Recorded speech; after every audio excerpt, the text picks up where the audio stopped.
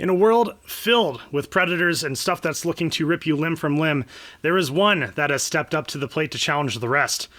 Let's see what the Northern Mauler is made of. Let's get into it.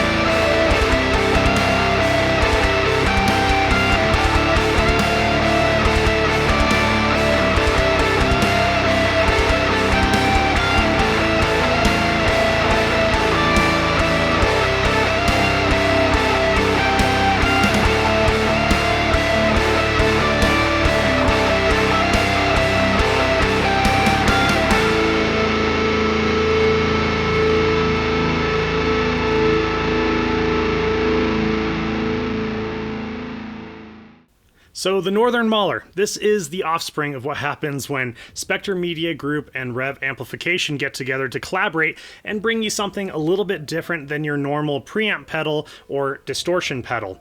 The idea behind the Northern Mauler is to bring two separate sides of sound together and allow you to blend between the two. One side being the classic Swedish chainsaw HM2 sound, and the other side being the very sought-after G Series pedals from Revv Amplification. And being able to blend those two sounds are very different from each other, and I think it's cool because it allows you to make a totally different distortion than what you might be used to. The Northern Mauler's interface is a little bit unique, so I'll try to make the best sense that I can of it. Think of it as it is split down the middle vertically. Everything on this side is what controls your chainsaw, and everything on this side is what controls your amp circuit side or your G Series pedal side. So on the chainsaw side, you have a bite knob, which is like a presence knob. A growl, think of it as a depth or a resonance knob. Then you have your volume, and volume is your output, so that's going to affect the G Series side as well. That's just going to be how much output do you really want out of this pedal. On top you have your blend, so how much chainsaw do you want and how much amp circuit side do you want. On the G Series side, you have a mid knob, a giver knob, which is your gain, and then of course your treble and bass to finish off the 3-band EQ.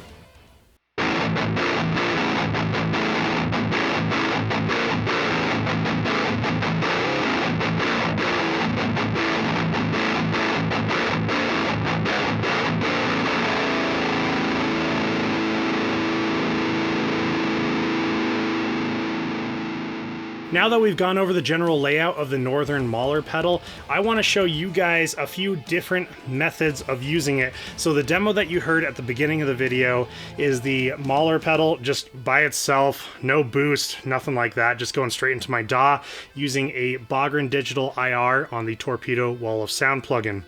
I want to A/B a couple of extra ones since I've had about a week to mess around with this pedal and figure out what do I like about it and what do I not like about it.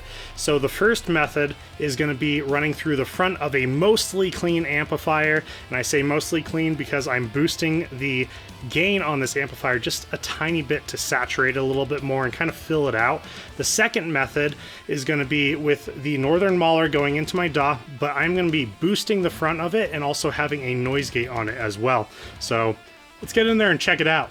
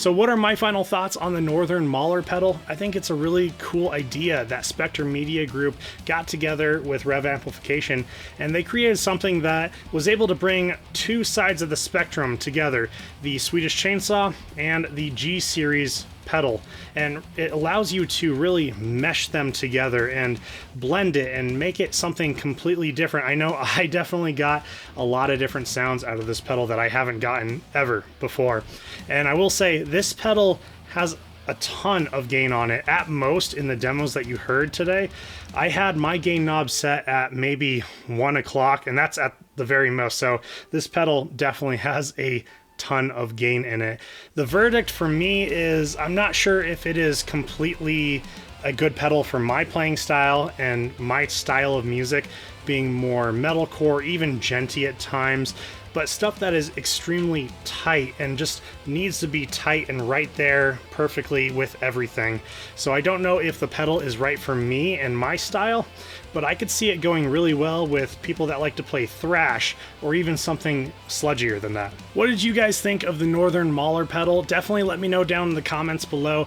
Like I said, I don't know if it is the right pedal for me, but I can definitely see it working well with anyone that isn't playing as tight of licks or as djenty of licks. But I will mention that the clipping diodes, I think, are very, very tastefully placed in the eyes of the bear. I really liked that aesthetic taste there, so definitely that gets a huge thumbs up from me. Please hit that subscribe button, hit the bell notifier, and smash that like button just to let me know you guys are enjoying the videos, and I will continue to make awesome videos for you. Other than that, if you would like to get your hands on this pedal, I will have the link for that down in the description below. My name is Chris with High Impact Audio, and I will see you guys next time.